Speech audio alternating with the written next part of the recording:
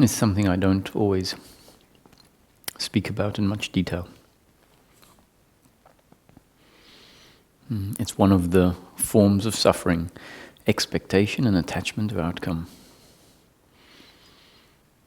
Attachment to outcome, I often speak about as meaning the deeply ingrained belief that my completeness is to be found in pleasure, pleasure, pleasure, pleasure.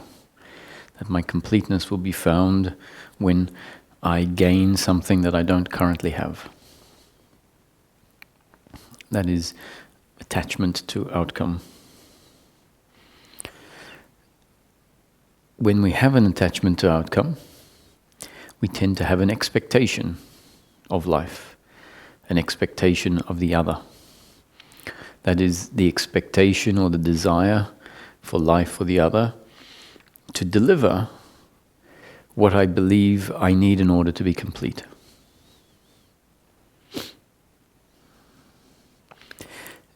Another form of expectation, which is very linked but slightly different, is when we think life can turn out a certain way.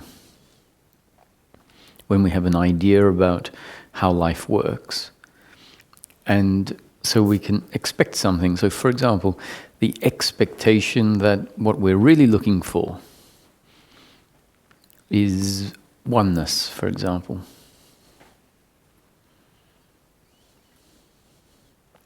Which means the idea,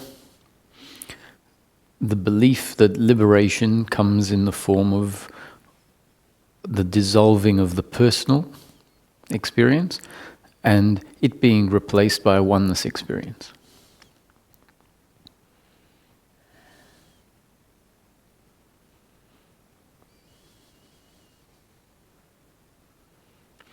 Now, if that's not what liberation looks like or is, and we have a belief that that's what is available, that's bound to cause a problem. We're running around with a belief of what something is when, let's say, it's fundamentally different. It's misunderstanding. And it's going to cause its problems.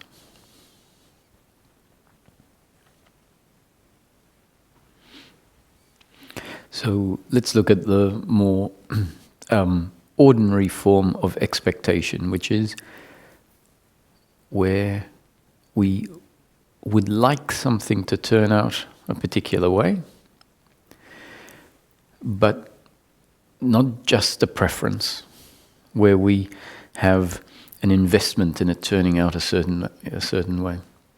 So for example, you sign an agreement with someone. The agreement states certain ways that people will behave or what they will deliver. And then we can become attached to that actually being the way things unfold. Such that we believe that if it doesn't unfold that way, something has gone fundamentally wrong on a level of self. So we then have an expectation of how life should turn out, how it should look, to the point where when it doesn't turn out that way, we feel personally attacked. And so that feeling when life doesn't turn out the way we expect, that feeling of resistance is what we could call the feeling of attachment to outcome. That results as a result of expectation, which results because there's a deeper attachment to outcome, the sense that I need things to look a certain way in order to feel complete.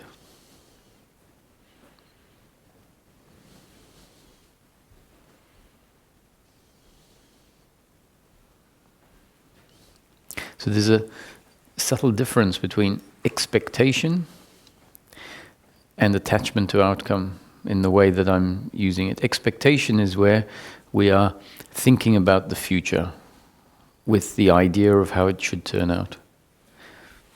in a way where, without us necessarily knowing it, we are invested in the idea of how it should turn out. We feel that that has something to do with who I am. And we can spend hours thinking, days, it can become a very normal habit that we continually think about the future in line with our expectations. Wishful thinking, let's say. Planning, but planning beyond a planning that is a pragmatic planning. Sort of, what will happen when this happens? I'd like this to happen because then I'll buy this, and then that part of my life will be sorted out, and then everything will be okay. And we can get lost in that thinking about the future. Now that's linked to, or that is expectation. It can feel positive sometimes. We think, I'm thinking about positive outcomes, and it can feel good thinking about what I'm going to do as things, let's say, in business develop or in family life develop. But once it stops,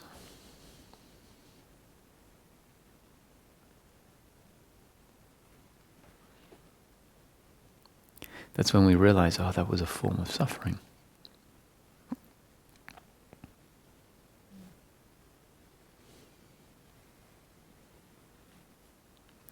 Where it's a much more obvious form of suffering is when that expectation is actually not met in life. So our plans, our hopes actually actualize, and they don't actualize in line with our expectation. Then that feeling is the feeling of attachment to outcome. The feeling of, no, this can't be like this.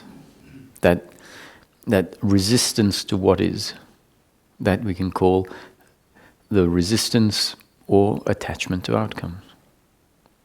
So, two different types of suffering. Expectation, where we are thinking about the future, and then that expectation turns into the feeling of attachment to outcome if the outcome doesn't actually eventuate.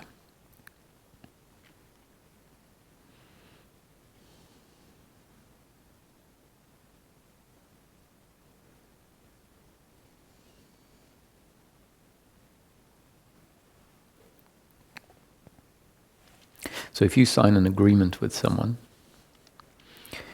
that's just life unfolding in this moment, part of the story of life.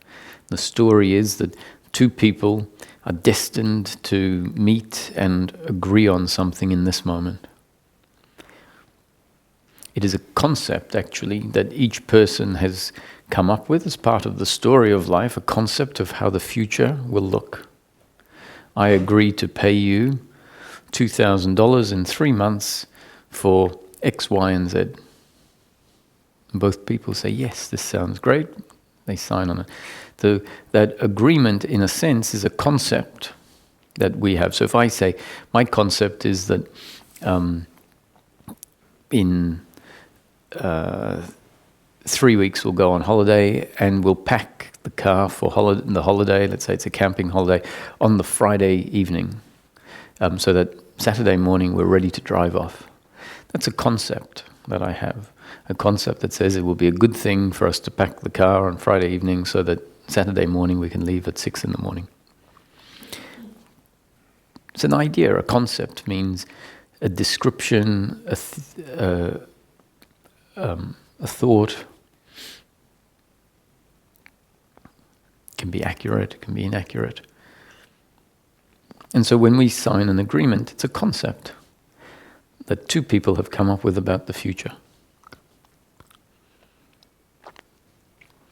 Now, the story of life is going to unfold one way, but it's not going to necessarily follow the concept that two people have agreed on of how it's going to look.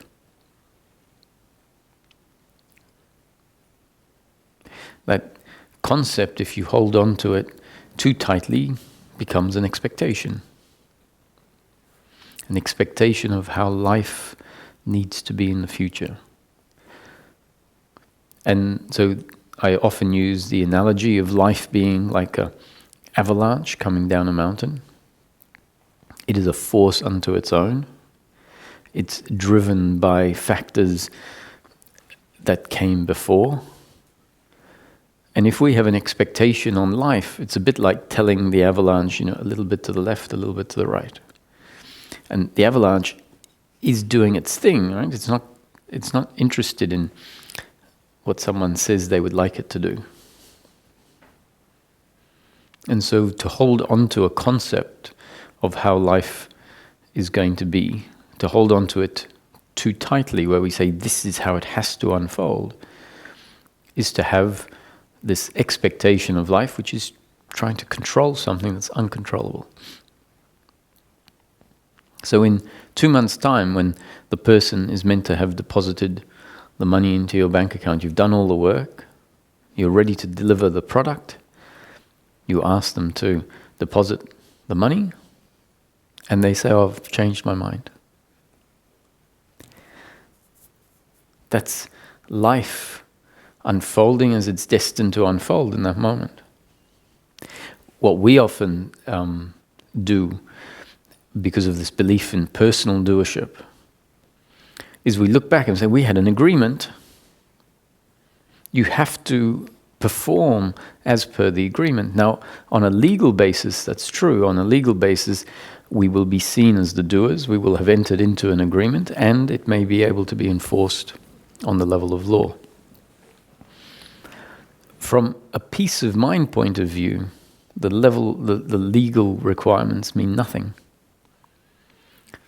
So to the extent that we insist that our agreement unfolds as planned, on the level of peace of mind means suffering.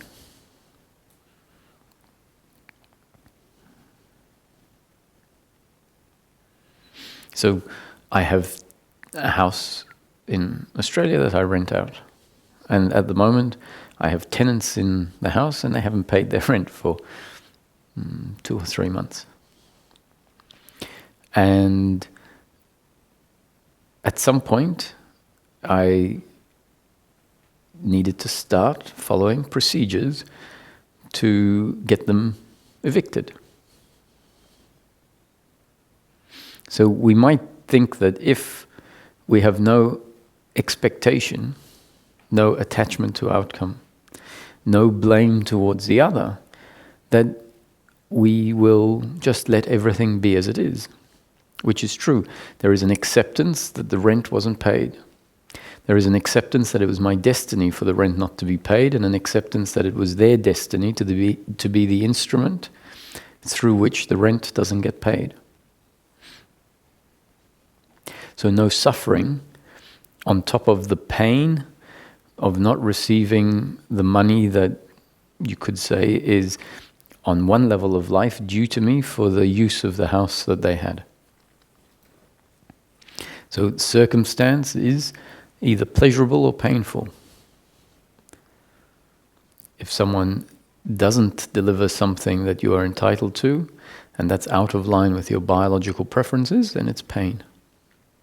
To the extent that there is blame towards them, hatred for what they have done to me that is seen as an attack on who I am, then there will be suffering on top of the pain of the situation.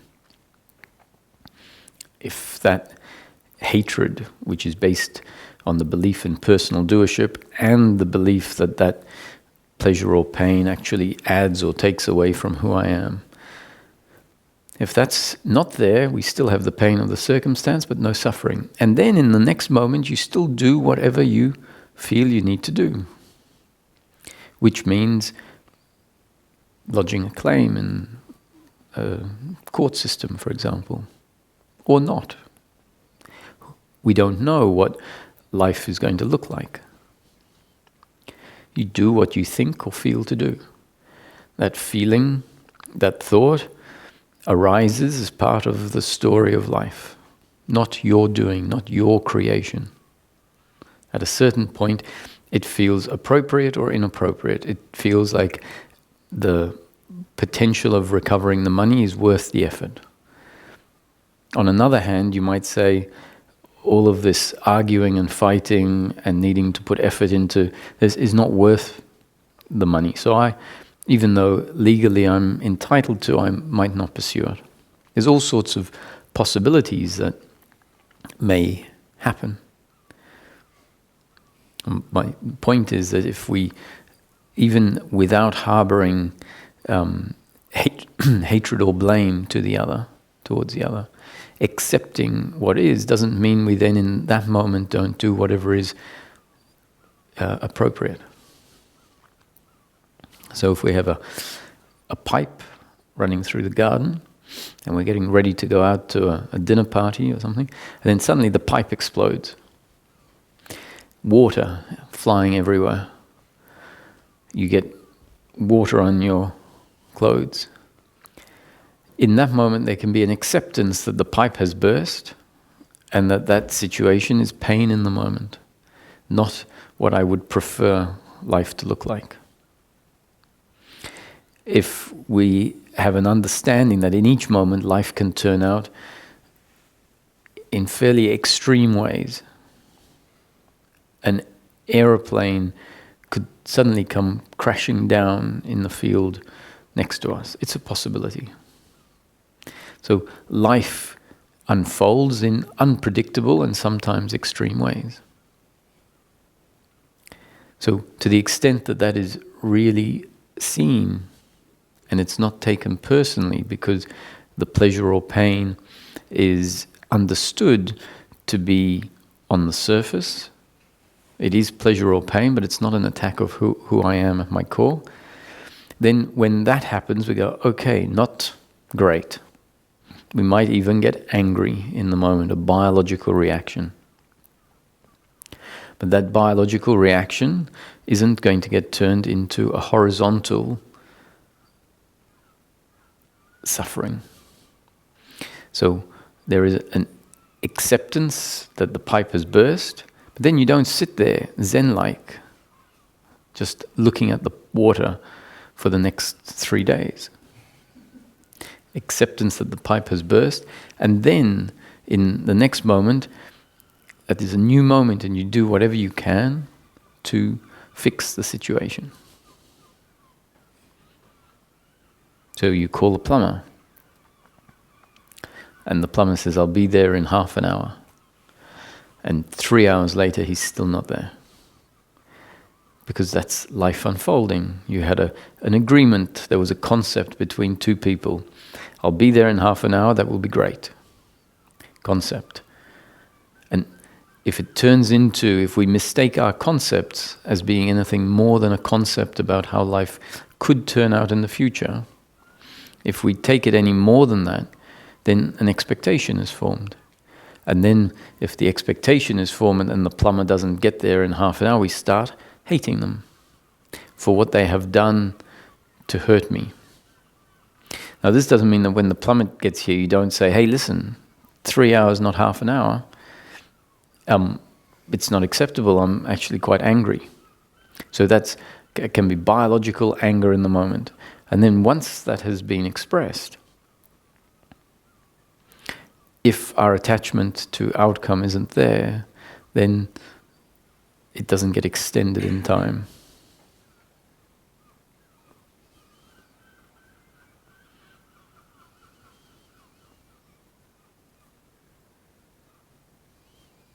And so once you do whatever you need to do next, we hopefully understand the outcome is not in our control. Sometimes we get what we want, and sometimes we don't. So we might try and fix the pipe ourselves. Oh, I can do this. I have some of the things in the shed. Do that. Looks good. And just as you're about to get in the car, bang, bursts open again. So you've done what you can, and the outcome is not in your control. Or you fix it, and it stays fixed for the next 50 years.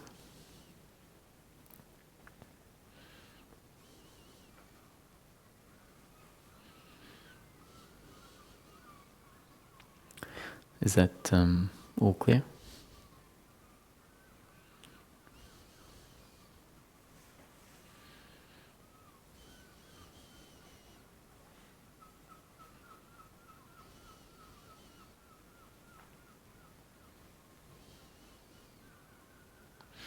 So the concepts are concepts delivered in fairly general terms. The importance is to understand what they mean generally and then start applying them to your own daily living as it happens. Start investigating whether the concepts are accurate based on your own experience. So the concept starts off as an intellectual understanding. Oh, I understand what expectation based on attachment to outcome is. I understand that attachment to outcome means the belief that my completeness is to be found in pleasure, pleasure, pleasure, in things turning out a particular way. And really, if I can connect to the deeper part of myself, or to the core of the human being, I find that the core of the human being remains unchanged regardless of circumstance. So if that starts being a place we can rest, we find that the pipe bursts, the water pipe bursts, or the plumber is 3 hours late. And whenever the attachment to outcome arises, the uncomfortableness, which we can call attachment to outcome, we keep reminding us, my happiness isn't to be found in outcomes. So that thought could just arise, my happiness isn't to be found in outcomes, because the attachment to outcome is saying my happiness is to be found in outcomes. So if the thought arises, my happiness isn't to be found in outcomes, we might drop into this, I forgot for a second. I forgot myself. Just for a while, I started believing that what I was an entity that was dependent on outcomes being pleasure, pleasure, pleasure. And then we drop into, that's right. And we find, no, it's all okay. I'm still here. I'm still complete. Even with the water pipe burst, which means I can't get to the party on time, or with the plumber 2.5 hours late. I still am. So we start getting confirmation from our own experience that my happiness isn't to be found in outcomes. So the concept starts off as an intellectual understanding where we say, yes, I understand what the concept is saying. And then we start seeing it for ourselves in practice. Day after day after day, event after event after event, circumstance after circumstance after circumstance. And we can see more and more nuances of expectation, for example, when we're just thinking about something that we hope will happen in the future, where it doesn't happen in the future, and then we feel the uncomfortableness. And we become more and more familiar with the form of suffering that is called expectation and attachment to outcomes.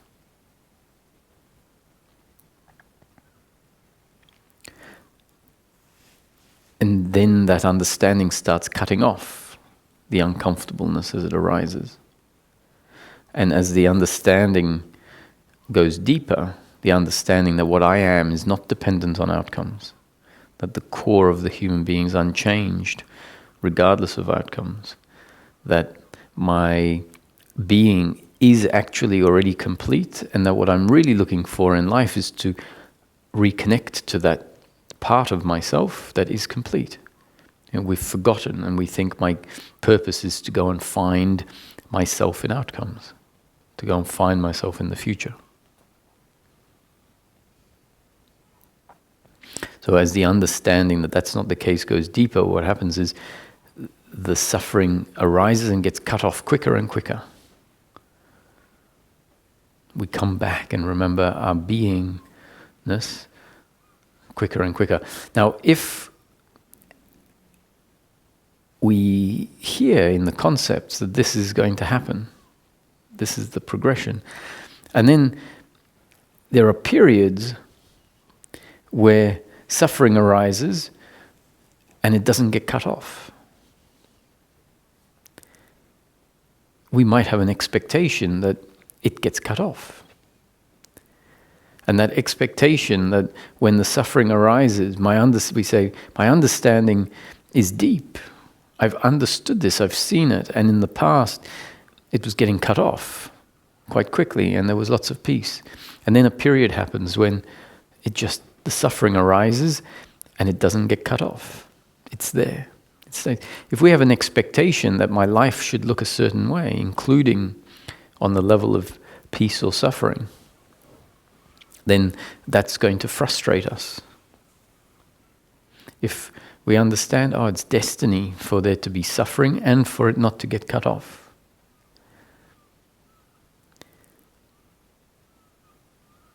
then this expectation, this attachment to outcome, won't be added onto the suffering that is there. So the suffering might be because of an expectation of how a friend should act and they didn't. And then suffering arises, and then we have an expectation that this suffering gets cut off because my understanding is deeper.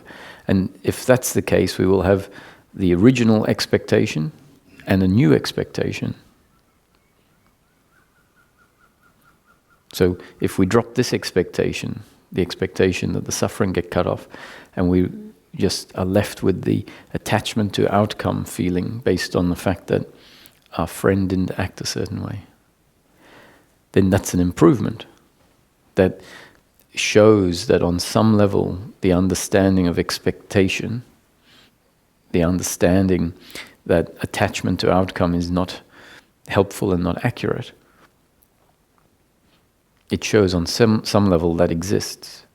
And so, as we were talking about before, that's how it's going to penetrate to the core of our being. It has to exist on the outer level, and then that understanding will penetrate deeper and deeper.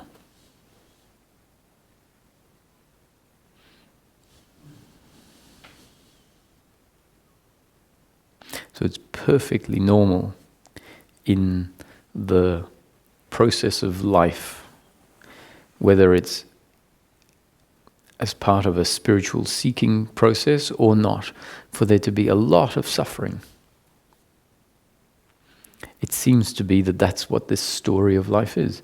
This story of life, from one perspective, you could say, is consciousness forgetting itself. As a result of the forgetting itself, suffering arising frequently.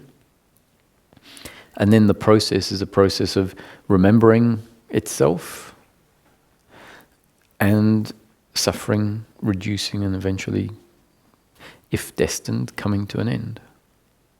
So from one perspective, we can see the story of life is a story of forgetting oneself and therefore suffering being present. So when suffering is here, it's not at all comfortable. It's the opposite of comfortable. It is uncomfortableness. There will be resistance to it. That is the nature of suffering. If somewhere in our system we start to understand that suffering is a very valid and expectable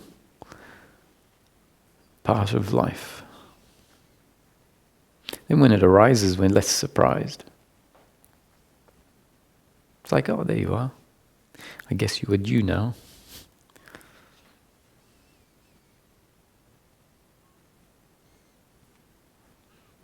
So when it comes to this topic of expectation, there are two statements that I think are crucial, which are descriptions.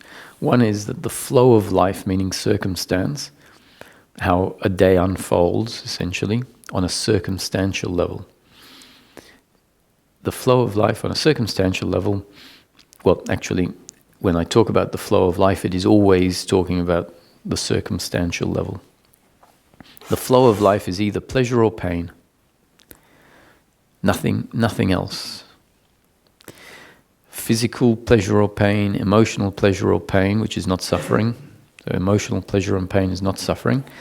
Or financial pleasure or pain. that's, you take any content, any moment, and it will either be pleasure or pain. Now, someone will say, what about neutral? Yeah, neutral is on the spectrum of pleasure and pain, right in the middle. So you could still say it's a form of pleasure or pain. And each moment is not necessarily just one pleasure or pain. It could be that you're enjoying the company of friends, and the conversation you could then say is pleasurable, but the sun might be a little bit too hot, and so on that level the moment is painful. And overall it's a mix of all of the different forms of pleasure and pain. But that's all there is in the flow of life, is pleasure or pain. If you're walking along and you stub your toe, physical pain. If someone comes along and says, here's a piece of chocolate, physical pleasure, sensational pleasure. If someone comes along and says, hey, you helped me out and here's $100, I appreciate your help. And you say, oh, it's not necessary. And they go, I know it's not necessary, but it's yours. Go and have a good dinner or something. That's financial pleasure. If you are about to book an airline ticket and it comes up and it's $500, you think, okay, that's good, I'll book that. I'll just go and do the shopping first.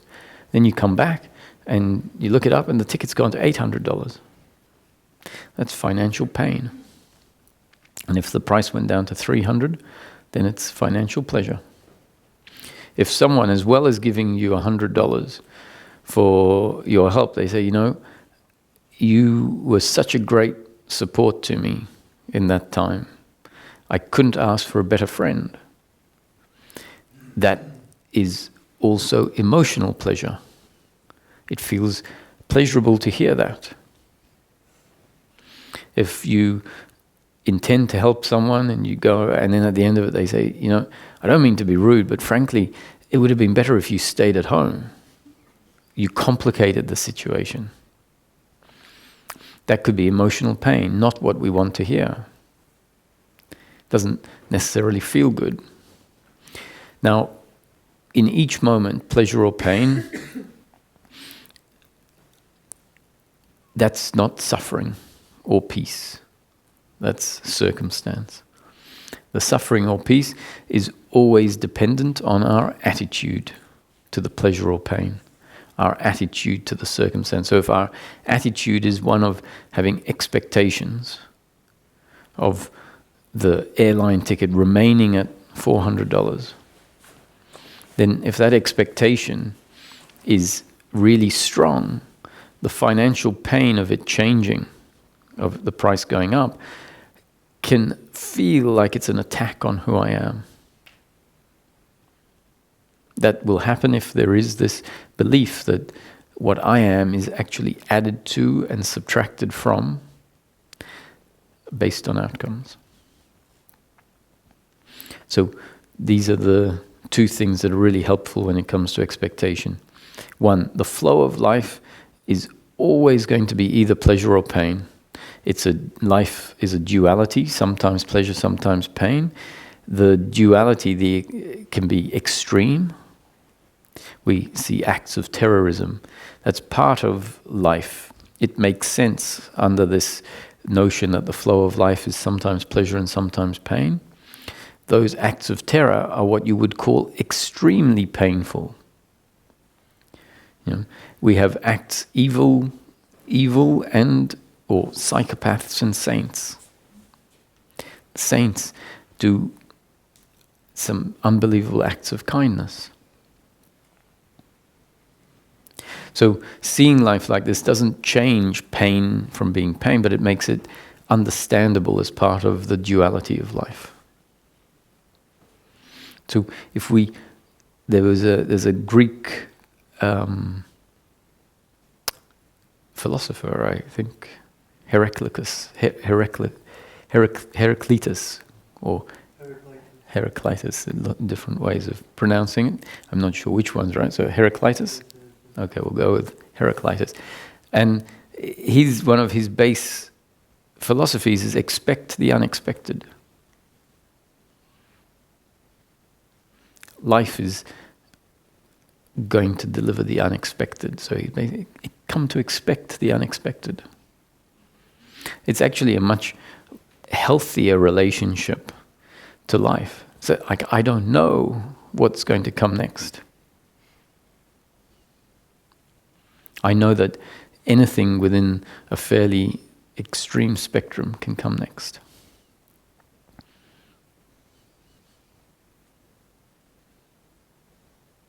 So we become less surprised when crazy stuff happens.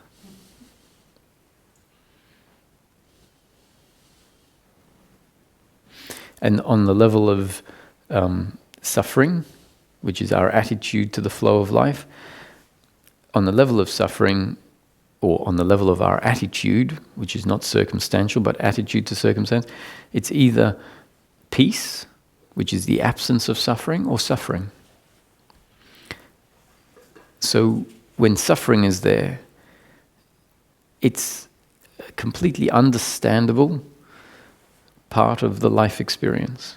If we understand our suffering is there because of the belief in personal doership, where I see myself and the other as the doer, and so I feel guilt, blame, and pride, and it arises in the form of worry and anxiety, expectation and attachment to outcome, because I believe deep down, not because I consciously believe, but because life has put in place a belief that my happiness is to be found in outcomes.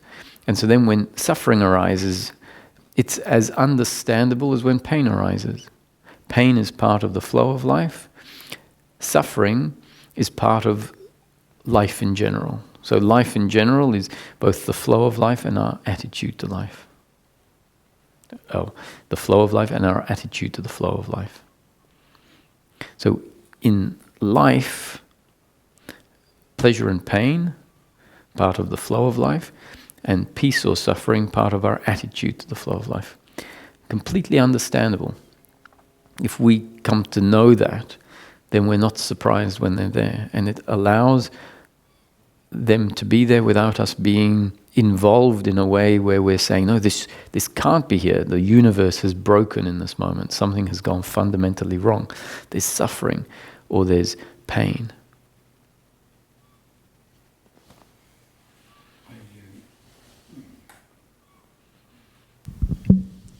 I think I understand what you mean, and then I have this picture in my head.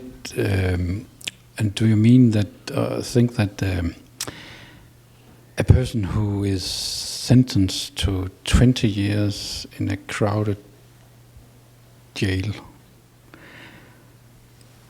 have the same possibilities of living a life in peace in daily living with the same sense of quality of life to a person living in freedom? On an attitudinal level, yes. On a pleasure and pain level, no. Their circumstance, being in prison, means on a circumstantial level they might have much more pain and much less pleasure than someone who is free.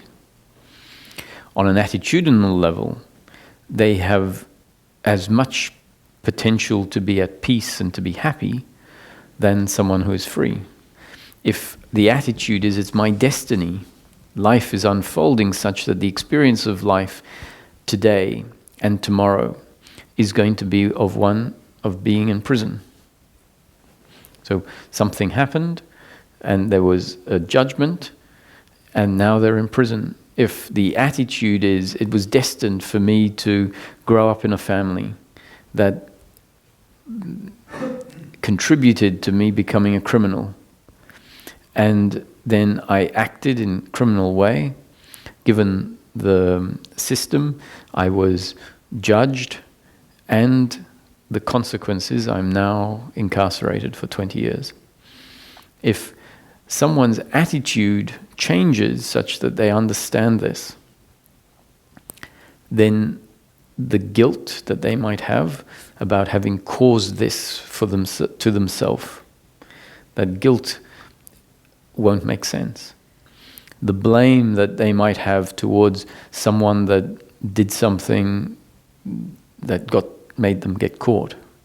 That won't make sense, because it's understood it was my destiny and the destiny of the others to act exactly the way we did. And so now life is still here. If you're in prison, we were talking this morning about each moment as an experience. So it's still an experience. The fundamental principle of life is experience, and wherever you are, there's experience. And in that experience, there is awareness and the sense of being and the human being. It's a matter of dropping in to that place, and for those beliefs that turn into suffering to dissolve. And you can imagine that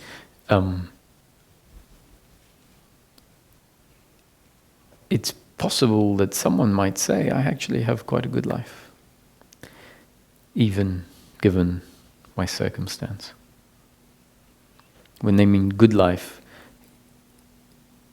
if this peace is there, then there will be an appreciation of something much deeper than just the circumstance. Nelson Mandela was an interesting example in this case. His attitude then also meant that the guards and other inmates related to him in a certain way. And so that attitude can mean that you might find yourself at home, or you are at home, even when you're in prison.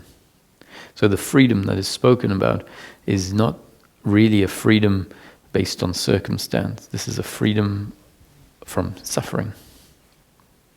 And so let's make it clear that suffering is not referring to painful situation. The suffering is our attitude to the painful situation.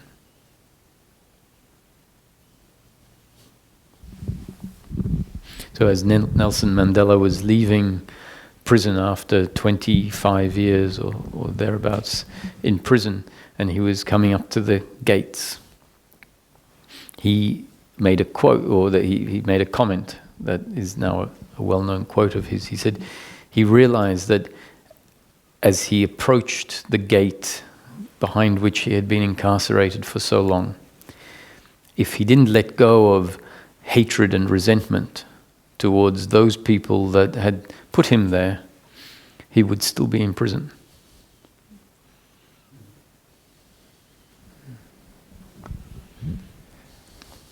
I was just curious on a clarification between why do the teaching have these three categories: physical pain, psychological pain, and economical pain.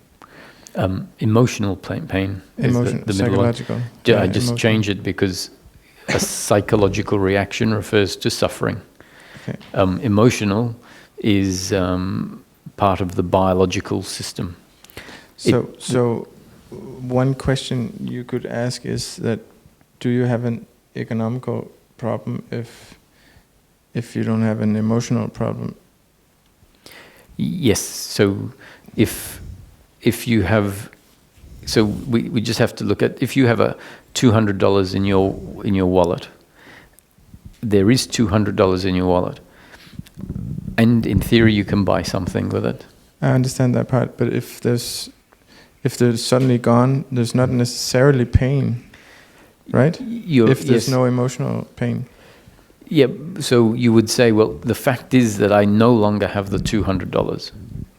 So there is financial pain, but then the extent of that pain is fairly limited. If you say, well, I happen to have more in the bank, so I take out another 200, and now there's 200 in my wallet, and a little bit less, some numbers have changed. And so that pain is not very significant. If that money is gone, and you don't have any more in the bank, and you can't buy food, in a sense, that financial pain turns into sensational pain, be hungry. Now, if you're not blaming, so the blame is not emotional pain, Blame is suffering. So the emotional pain is if you, let's say, know who took the money. A friend of yours took the money and they won't admit to it, and you know about it, and it hurts you that they have done this, but you're not blaming them in a way that is creating suffering. But you feel like saddened. You're saddened by the fact that this has happened. Then the act where your money has been lost, in that case, might be financial pain because you might need that, and you might also be hurt that a friend of yours has done this to you. So when it comes to emotional pain, it often is mistaken as being suffering. But it's like anger is emotional pain, and pure sadness is emotional pain. So if someone dies, Ramana got a letter telling him that his childhood friend has died. And he read it, and a tear came to his eye. And so that's emotional sadness. It makes sense that someone he loved has died. And so there is this feeling that corresponds to the information, not what he would have liked, not his preference, sadness. And then after that, he said, lunchtime, clapped his hands, lunchtime. And then life carries on. But what I'm questioning is just to understand why it is like this in the teaching, because when I've been testing these teachings for 3 years now, and it's very clear for me that there's a difference on an experiential level. There's a difference between physical pain and emotional pain. But when I've been looking at the third category, like financial pain, it seems like, I know that you're ex-banker and Ramesh was an ex-banker, so maybe financial is a special category for you people. But it seems like to me that financial pain is a subcategory of emotional pain. It's like or I'm just curious on why it has its own kind of world. Well, you see, because almost say physical pain, if a friend of yours hits you, there will be physical pain. And then you might also be emotionally saddened that your friend hit you. So when there is the financial pain, which is a loss, but on a financial level, it may or may not come with emotional pain. So essentially the category of financial pain is to just cover the different types of circumstance that can happen. There can be a situation where someone crashes into your car when you're not there. So you just get back from your shopping and the car is all smashed up. And no one's left any note on the car. And so it's not physical pain. And let's say you don't get emotional about it. But it is a form of pain, right? It's not your preference to have to deal with that. So that could fit into the category of financial pain. It's like there's no one that you feel emotional towards. So it's not emotional pain, not physical pain, but it's still not a preference, not in line with your biological preference. So it is a form of pain. So then you say, what category does it fit under?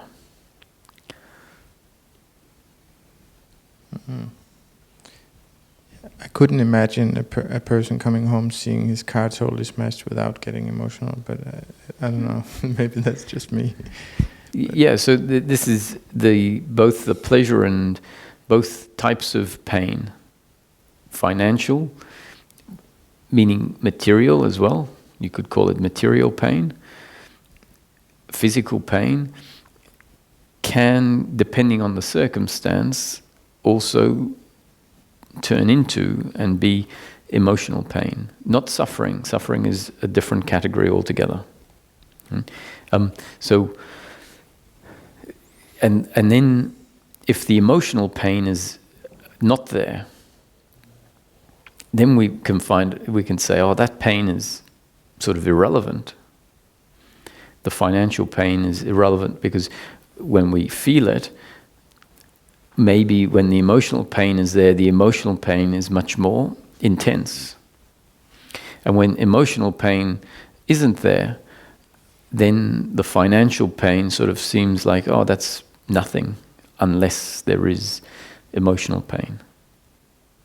So as a contrast, we might say, oh, well, without emotional pain, there's no financial pain. But there is financial pain, but it's not very painful, you could say. Okay. I wouldn't disagree that you could say that they are intrinsically linked, that if your financial, if losing finances is going to have a significant impact on your experience, you could say that that is going to be linked into both your physical and your emotional pain. Mm-hmm. I would say that the way that I experienced, after been testing it for 3 years, if it's an economical situation, it either goes into my physical pain or to my emotional pain. It's either one of the. The reason I ask is because I think your teachings and the teachings of Ramesh are so clear and specific in many areas. And here I just found like some. Could this be more simple, or is there something that I don't understand? Mm-hmm. It is a nuanced area. So. Yeah. I understand the question. I guess it's there because it feels like it's a category that needs to be covered. Mm. But if you find that personally you relate to it better just by calling it emotional and physical, do that. And then if you come across a situation, or maybe you find that what you were calling emotional actually has a link to psychological, and that it's got to do with blame or guilt, that is what you were calling emotional, then you might find that, oh, actually now I need this category of financial pain. But until that's the case, and it doesn't mean, I'm not saying that you are calling psychological reaction emotional pain, but that is a possibility. For as long as you're happy to put everything under those two categories, it's fine. So the categorization is really so that we can become clearer on our landscape. Mm-hmm. And even if you just use one category of just pleasure and pain, and you don't separate it into physical and emotional, it's okay, because as long as you understand my happiness, my completeness is not dependent on pleasure or pain, then we categorize it under pain. And hopefully that is enough to remind us not to get involved in the circumstance the way it is. Thank you.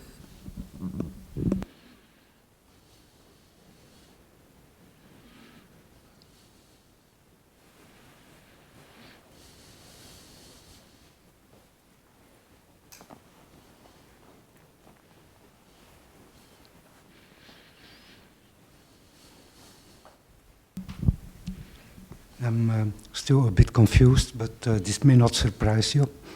But coming back to your previous point, is my understanding correct that any individual at any given moment, from a attitudinal point of view, has a free choice between the path of suffering and the path of peace of mind?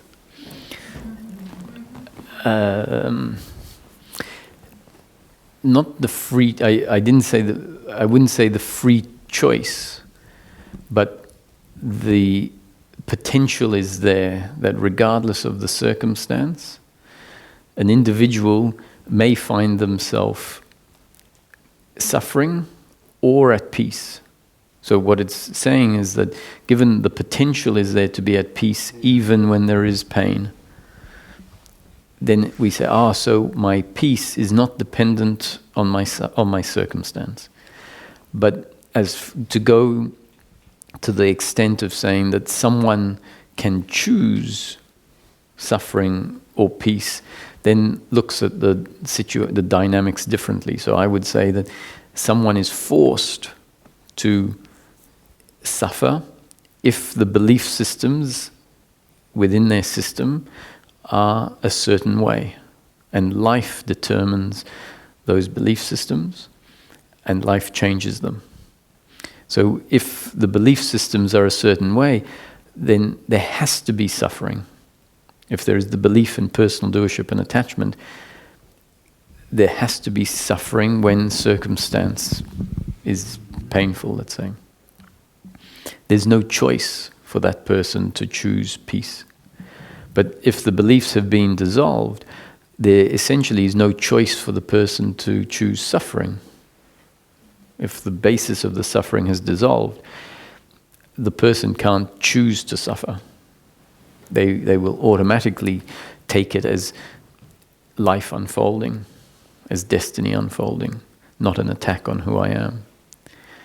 So the potential for it to be either way is there, but life dictates which of the two potentials actually actualizes.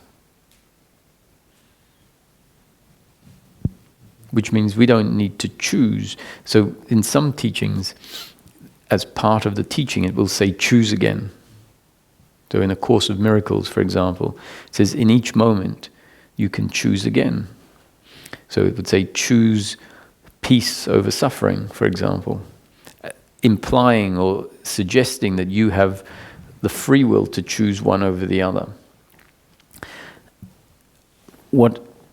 So I would say you don't have that free will, but if the teaching has been delivered and it says that there are two attitudes to life, an attitude of peace and an attitude of suffering.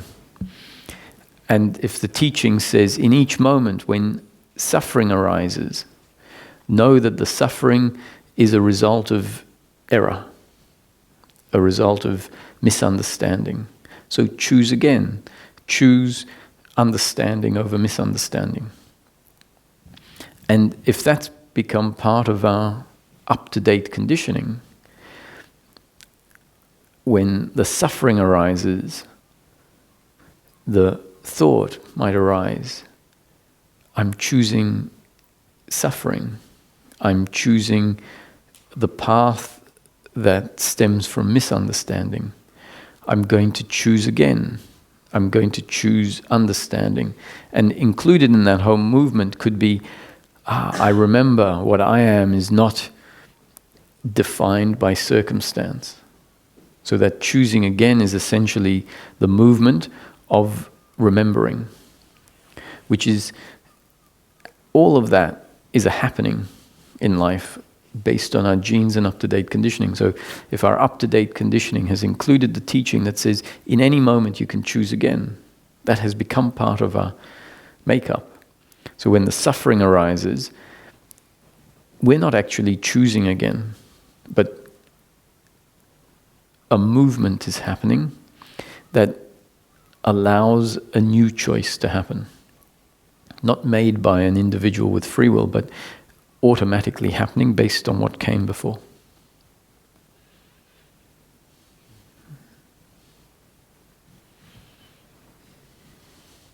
This is why teachings, I say that they are teachings, they are not the truth. So you can see that a description, a concept, like choose again, which implies or can be heard like, I have the free will, I am the chooser, is still a very appropriate teaching because it creates a conditioning in the body-mind organism that inspires a movement away from suffering when the suffering is registered. And really what this movement in life is all about is a movement towards more peace, which is a more optimal way of living life, a movement where suffering is reduced. So whether the teaching is telling us the truth or not is not so relevant. If the teaching is bringing us towards a place of more peace, that is much more to the point, that's much more relevant. And at some point, once a certain movement has set in, where we choose to remember, where we don't choose to, where we're inspired to remember when suffering arises, what we truly are, then in time, the nuances might get corrected, and someone might say, well, actually, that's not you as a chooser choosing, but that's your makeup based on your genes and up-to-date conditioning, inspired by the recognition of suffering, making a new choice, but that's automatic. That's not your doing, that's a happening. And if that's explained, someone might think about it, and the explanation comes and go, oh, I see, I was conditioned by life. So because I was conditioned and I'm acting according to my conditioning, that means I'm not fundamentally the doer. Life is the doer. Life has brought about the conditioning. And because life has brought about this new conditioning, then I function that way. And so then when that's seen, that's new conditioning. And their attitude to choose again, their interpretation of what choose again means and what the mechanics of what's happening each time that happens, then they can see it differently. And the understanding might become more refined.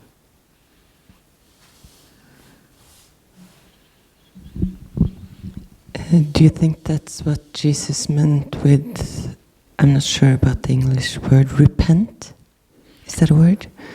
Like look again, turn around, like there's a sin, a misunderstanding, and look again, look at the situation again, or choose again? It would be linked to it. Repent in English really means, I guess, admit something. And because of the strong belief in personal doership and attachment to outcome, we have a tendency to try and justify everything. And that justifying and making us right, not ever wanting to be wrong, is not a very helpful dynamic when it comes to seeing things as they are. And so the suggestion to repent is, say, try it. Try admitting to your failings or the shortcomings that.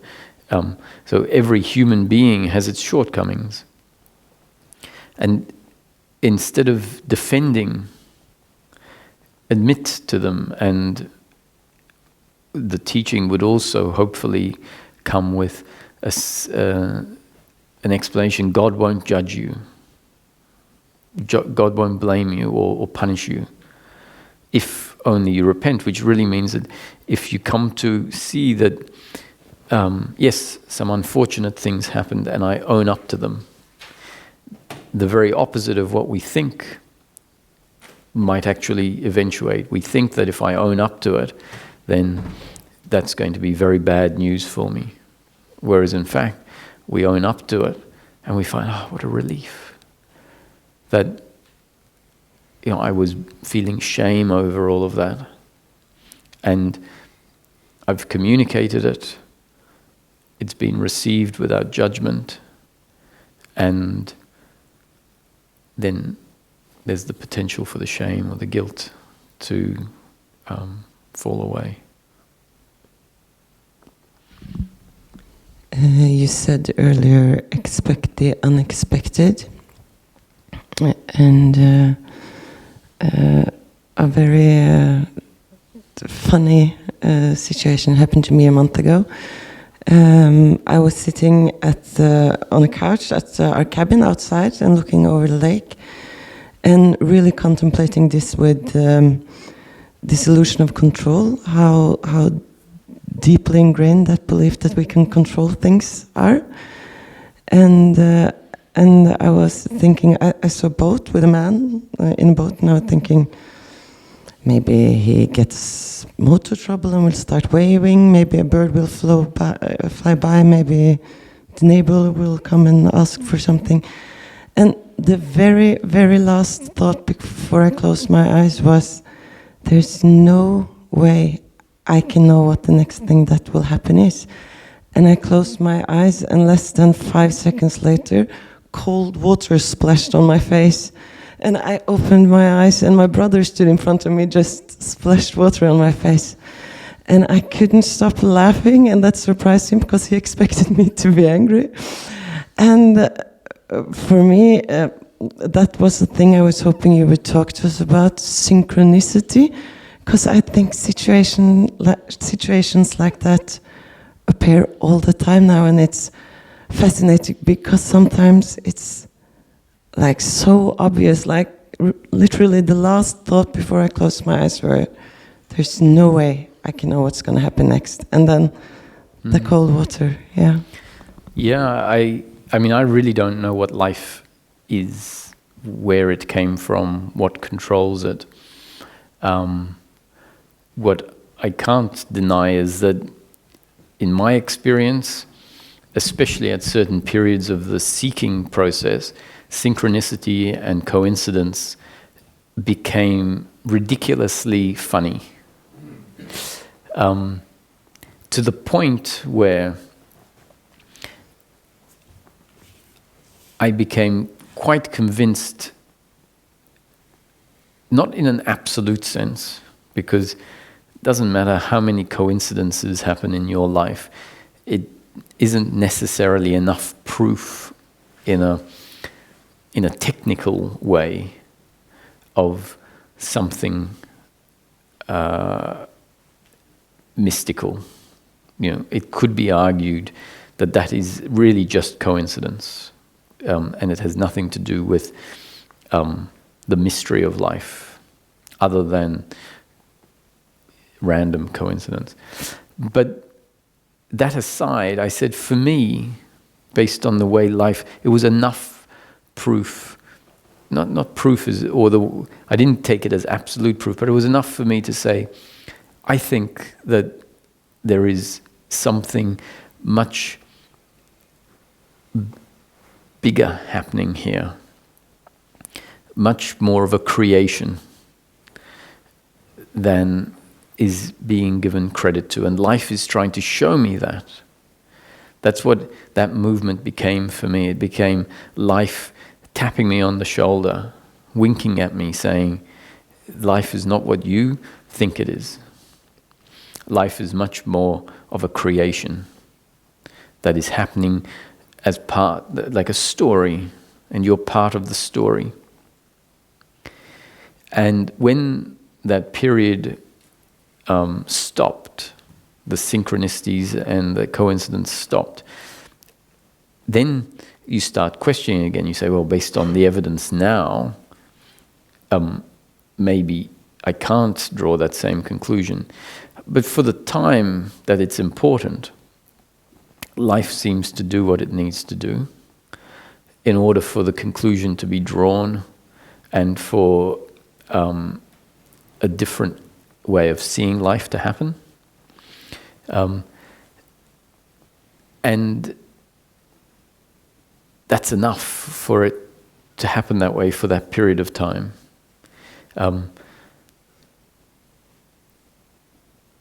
And so many people have described this as part of their journey, coincidence and synchronicities. I remember some of them that happened to me. I don't remember them. I just remember the fact that when they were happening, they were so bizarre, so special in a sense. Like I said, this is absolutely amazing. And I don't remember what the details were now, but I remember that it happened many, many, many times. where I said, this is bizarre. I was looking around like candid camera type style, you know. And so that was enough at that period of time to get me to start looking at life as a story, a creation that has some sort of meaning behind it. Not just random coincidence. And that becomes part of the undoing of the suffering. And then my experience is, once the suffering has been undone, a lot of the conclusions that we drew before, we're willing then to look at things a little bit more critically and say, well, actually maybe it was just random coincidence. And we go, well, I don't really care anymore what it was because the suffering isn't there. And it becomes really clear that the only problem is the suffering. That's really the only problem. When the suffering is gone, we say, well, you know, life could be anything. I absolutely don't know. And I don't need to know. I just get to live my life as if it's real, and still seeing synchronicities happening and being impressed by them. Yeah, because for me it's just, I don't know, life just becomes more magical. It's just a really interesting and fun subject, and as you say, so many situations you just no way and wow. But I have not entertained the idea that it could have anything to do with suffering. I just heard you say something about that. That it has anything to do with removing suffering. Well, to me, the whole process of seeking is a process of suffering coming to an end. And when the suffering comes to an end, we look back at all of the different standpoints that we took along the way, all the different beliefs, and that's why we can drop them, because we do need to drop all of those standpoints and say, well, actually, I don't know. And we look at some of them and go, wow, I was deluded there. So there was a time when I knew myself only as formless awareness, because that's where the teachings were pointing at. You are the formless awareness, you are consciousness, you are not the body. And when that presented itself, that's the consciousness that I now say is the core of the human being. When it presented itself, attention was just on that aspect of the human being, on the formless awareness. And so I was then saying, well, I am not the body. What I am is consciousness. And it was a very important phase. Then I look back and I go, oh wow, for a while I was deluded. For a while I was saying, the body was saying, I am not the body, I am consciousness. And so now I understand what standpoint I was coming from. But I say, well, that was sort of an error. What I am, as the seeing progressed, I say what I am is a human being, a person. But how I know the person, or how I know, or what a person or a human being means to me now is different from what it used to mean to me. And somewhere along the way we're told, you are not the person, there is no person. And what is it? Why does it say that? It says that because it's trying to break certain ingrained beliefs that are heavily associated with personhood, doership, and attachment to outcomes, essentially. So it says, you are not the person, in order to break those attachments. But then we sort of throw the baby out with the bathwater, and we go around, the person goes around saying that there is no person. And so these things need to get sort of refined till we come back and we go, oh, so there is a person. The experience, when I really look at it, if I'm not only looking at it from out there, where all I recognize, I'm not interested in anything that's happening here. I'm just interested in being the nothing. If I sort of come back and just don't direct myself to be just looking at that aspect of experience, then I say, oh, well, actually, maybe there is a person here. And so this is, there were several things I was very thankful to Ramesh and the teaching for coming in at a time when the top-down teachings had basically got me there was a realization of an aspect of the human that wasn't recognized before, but it brought that realization by, in a sense, pushing certain aspects of life to one side and saying they're not real, they don't exist. And then we lose the pragmatism at that point. We have a realization, but we are effectively a little stupid. We become a bit stupid. And Ramesh, as he said he was a banker for his life, so you have to be practical. And so if he sees someone going around saying, if he sees a person going around saying, there is no person, he says, listen, you can carry on going around saying there is no person if you like. But if you want, I'll try and show you what you're missing. And so one of the first conversations that I had with Ramesh was when he asked me what I thought Nisargadatta's teaching was about. Because I had said I came to see you. He asked me, what brought you here? I said, I came to see you because I've been profoundly changed by the teachings of Nisargadatta, and I know you were a translator, so I've just come for one satsang to India. I flew to India for one satsang just to pay my respects to Ramesh. I didn't really know his teaching or anything. And he was interested. Oh, you've come all the way from Australia to India for one satsang for 3 days just to connect to Nisargadatta through a translator of him. So what is your understanding of Nisargadatta's teaching? And I said, well, it's from my own experience. Things have changed. There have been certain awakenings and realizations that everything is consciousness. Everything is made of consciousness, recognized by consciousness, appearing in consciousness. That there is only consciousness. Now, this is very much what Ramesh's teaching says in the more esoteric side of it. Doesn't focus a lot, but it would say one of the ultimate realizations, all there is consciousness. So I said this to Ramesh without realizing that that was a core of his teaching. I came to see it many years later, that he says all there is consciousness. And he then said to me, oh, I see, okay, so who is talking to whom? And I said, well, you could say consciousness is speaking with consciousness, and consciousness is listening to consciousness. And he said, Roger, don't be ridiculous.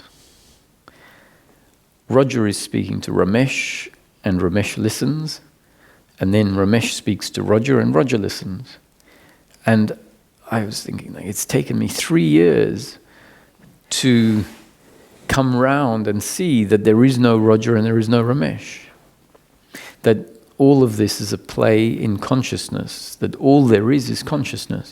And here he is telling me that there is a Roger and a Ramesh. And I really thought that I was in the wrong place. I thought it wasn't at all Nisargadatta's teaching. So I was a bit confused because actually I went because I thought I would be listening to Nisargadatta's teaching. And so the only way I could reconcile that he was saying there is a Roger and there is a Ramesh is because there is a Roger and a Ramesh, but really we're just consciousness. And what he was saying is, okay, you've realized something fundamental about the experience of life, but you can't live life like that. Life is not meant to be lived like that.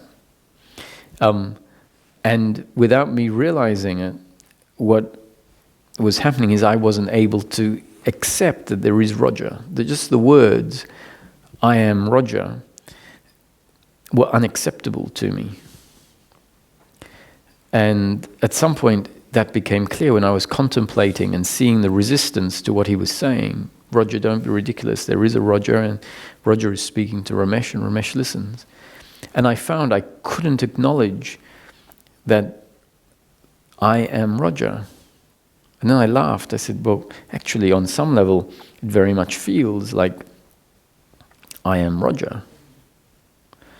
And that Roger is sitting in the chair, and that Roger is speaking to Ramesh.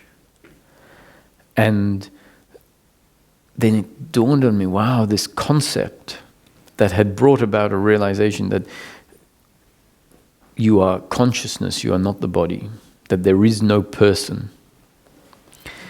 That concept had done a great job, but now I was unable to acknowledge Roger or Ramesh. And it dawned on, wow, life is a paradox. I need to be able to hold the two simultaneously in a way that maybe someone would say, well, you were doing that because you were saying that, yes, there is Roger, but Roger is really consciousness. But I wasn't acknowledging Roger in equal validity to the consciousness side. I was sort of saying, well, it's all consciousness, and yes, you could say there's Roger, but really it's all consciousness. And this is really saying more to the I am consciousness, where you say, I am consciousness, and then in the same, I am Roger. They're not opposites. They're just different ways of seeing it, and that is integrating the understanding back into daily living. A bit like walking around, we walk around, and if we start calling all the houses piles of bricks, I'd say, walk around, oh, there's a pile of bricks, there's a pile of bricks. Well, that's a bunch of atoms, and that's a bunch of atoms. So if you realize that fundamentally, that it's all a bunch of atoms.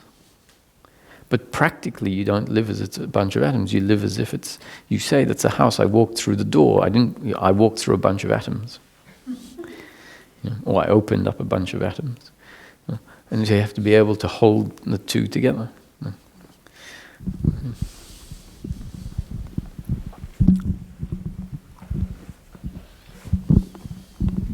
Thank you. So this hits what I talked to you about the first day, because there seems to be some stuckness there. Mm-hmm. So here it is experienced that everything is consciousness. Mm-hmm. And there's only one, actually zero.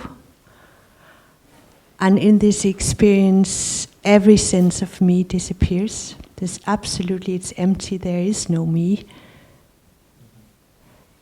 So, and what I told you was that there is some flip-flopping, because sometimes there is some sort of me showing up again, and it's felt like an energetic contraction. And about expectations, there's the wish for that to stop. Mm-hmm. But there's been these very long periods without any me, and life is beautifully lived by life. And it's not a problem, and it's not a problem to say I and to say Lunai and to talk about job or to talk about, but that is not what I am. So my question to you is, what is the nature of this Roger now? Mm-hmm. Well, okay, let's see. So we can have an experience that there is this emptiness. And in the emptiness, in that experience, which is, to me, it's an experience. It's a form that life can take. It's a way it can present. Spacious experience. And the other experience is just a different experience. where there is less emptiness and more content, let's say, or more specific content. And so when that emptiness is there, the content, the person, become less significant. There's more emphasis on the nothingness, in a sense. There's more realization of that's what I am. The subjectivity is in the nothingness and not in the objects. And the objects really are not seen to be that objective anymore. They're made of the nothingness, because that's how the experience has been created to demonstrate that, or to give that feedback. And if we can press another switch for a new experience, if I could press another switch and it's, I don't know, I can't invent something, but a specific type of experience, it will then tell you whatever that new experience is designed to tell you. There'll be certain emphasis on some things and not on others. So like taking LSD or some other hallucinogen, it will create an experience, and the experience will have whatever quality that experience has, and it will tell us something about the nature of well, really it's the nature of the experience, but we might think, oh, it's that experience has revealed the nature of reality, let's say. But what it's really revealed is whatever the experience is designed to feel like. So we can have these emptiness experiences, and they're very beautiful, and there's a lot of peace in there, and they serve a very valuable purpose. I would say that the purpose of that is getting us to really recognize, because it's there so consistently in that experience, recognize the aspect of ourself that is the formless subjectivity. That becomes very clear that, oh, what I am is everywhere, it's formless, it's nothing, it's not the body. Now, that's not necessarily truth. It's what is needed to be demonstrated, what's needed to be grounded into, in order for the next phase to happen appropriately. It needs certain, it's a bit like climbing up a mountain, and you go to base camp and you acclimatize at base camp, and there's a very good reason why you do that, so that you can then tackle the next phase properly. And I would say that grounding into the nothingness is, there's an awakening, you could say, has happened, and then this phase after awakening where there is a real ongoing recognition of this nature of oneself, or one aspect of oneself. And in that experience, it doesn't say that's one aspect of oneself, it says this is what you are. In the next phases, it becomes seen as, oh, that's part of what I am, a part that I hadn't recognized before. So I couldn't comprehend this at one stage. When that was what was happening, any notion that said that's not it didn't make sense to me, because when it was there, everything was perfect. Nothing needed to change. So my assumption was, this is it. Just the other stuff needs to fall away, so this is always it. so that this is what life becomes on a continuous basis. And it was only after a certain period of time I said, what if that's not how it looks? What if that's not what enlightenment looks like? What I am thinking, this is it, and just some of these other annoying bits need to fall away. I said, what if that's not it? Then I realized, I have an expectation that might be wrong. And so again, this was Ramesh, that in another interaction, when I had described certain oneness experience, he said, Roger, don't worry about it, that was just an experience. And to me, that was, what are you talking about? That was just an experience. This wasn't an experience. This was the recognition of oneness.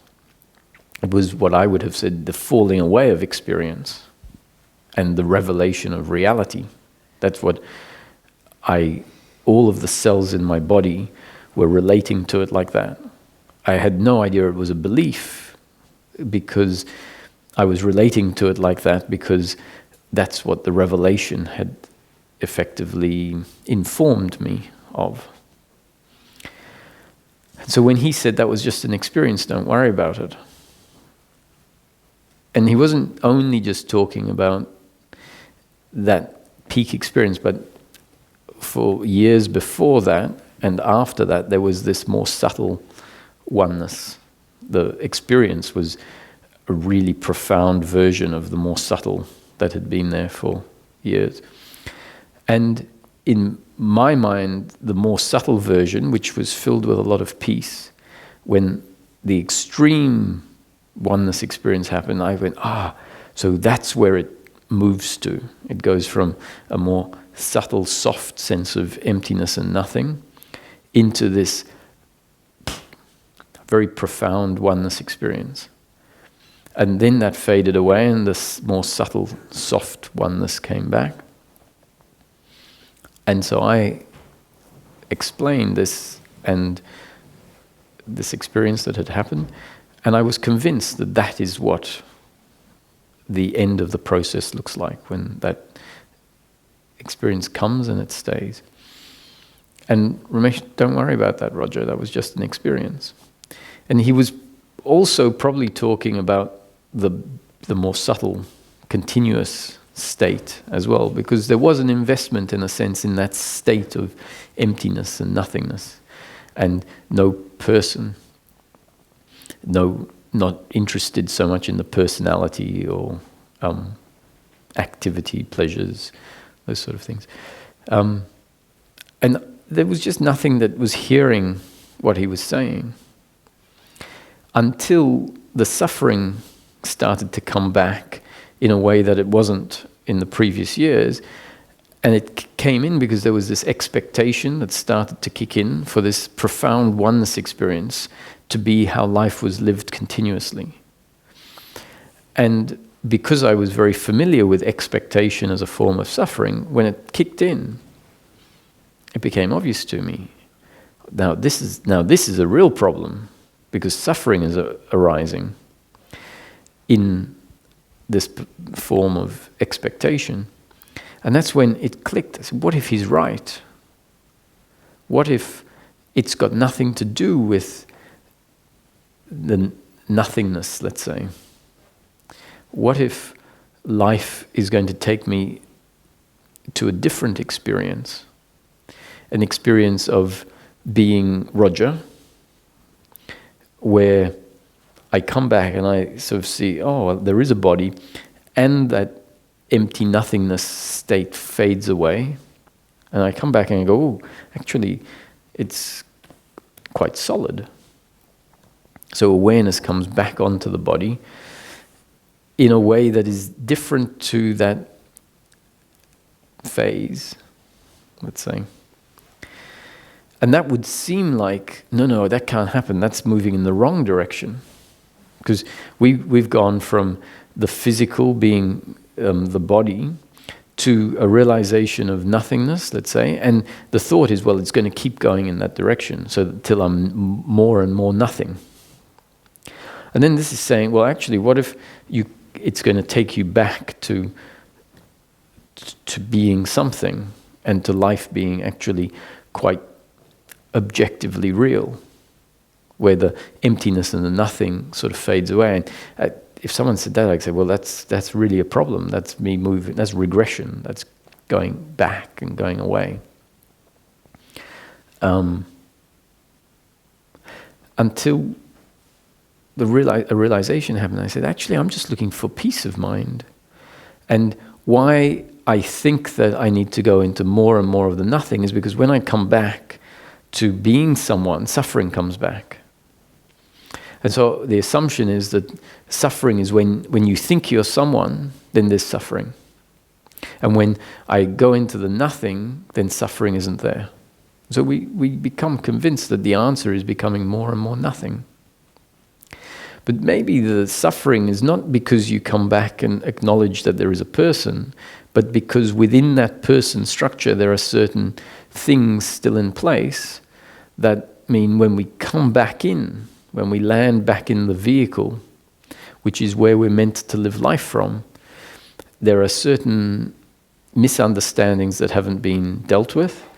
So we come back in, the suffering is there, and then what we say, oh, I have to go back to that nothing. And then when the nothing comes back, then there's peace, and it reinforces our belief, oh, this is understanding, this is where I'm meant to live from. But what if life keeps trying to get us back in here? Because it knows life isn't going to take us into nothing, nothing, nothing. It will put in place a belief that means for a while we'll keep going out to nothing and then getting dragged back in and think, oh, my job is to go back to nothing. Until maybe that belief falls away and we say, oh, maybe I have to see what's left in here that's causing the suffering.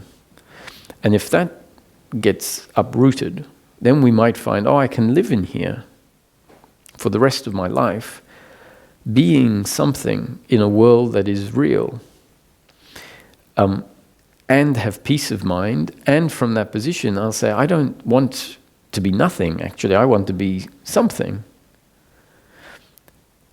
It's only the suffering that drives us looking for something different.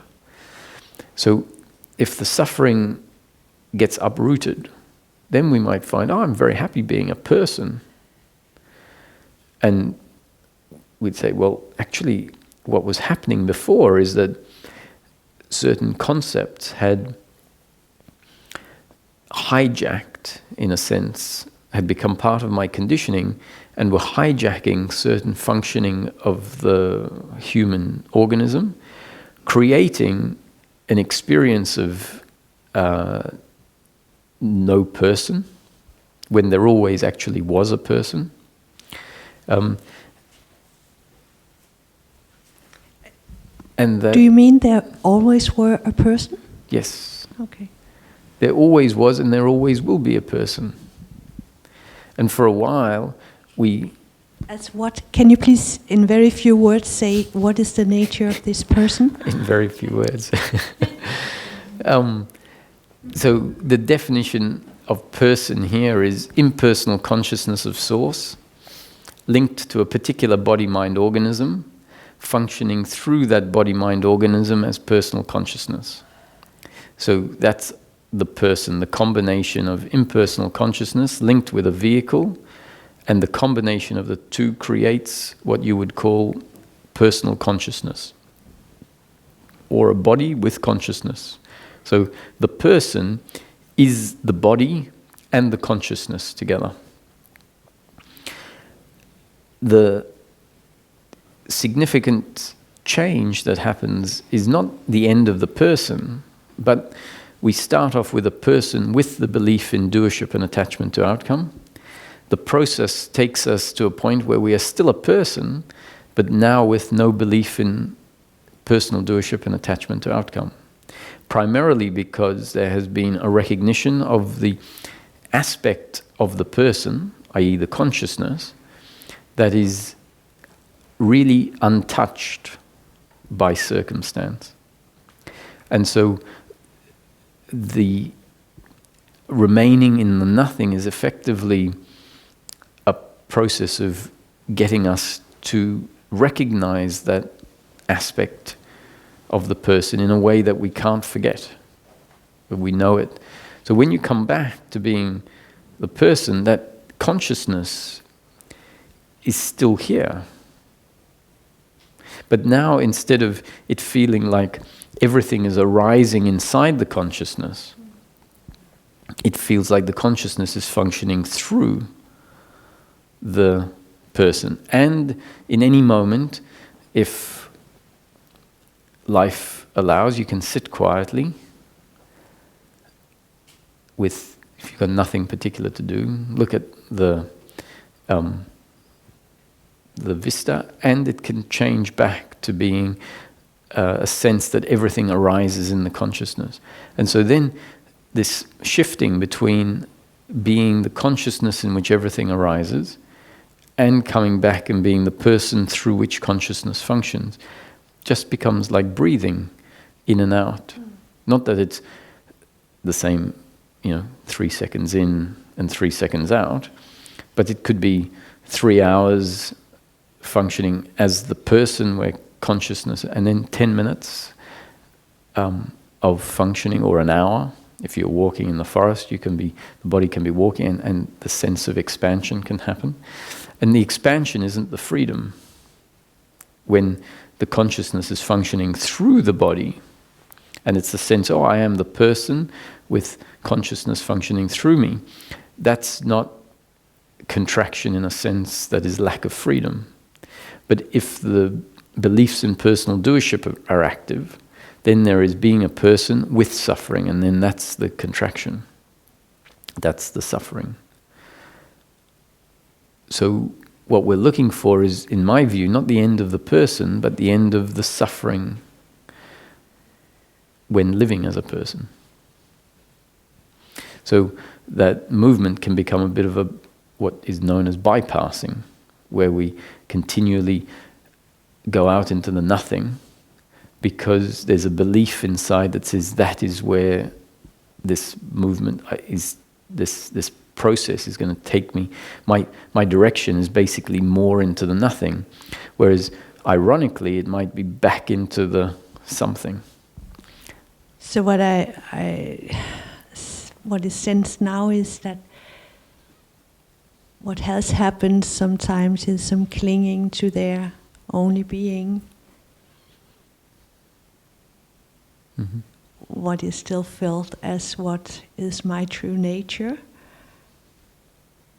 Emptiness, nothingness. And this clinging will, of course, make suffering. Mm-hmm.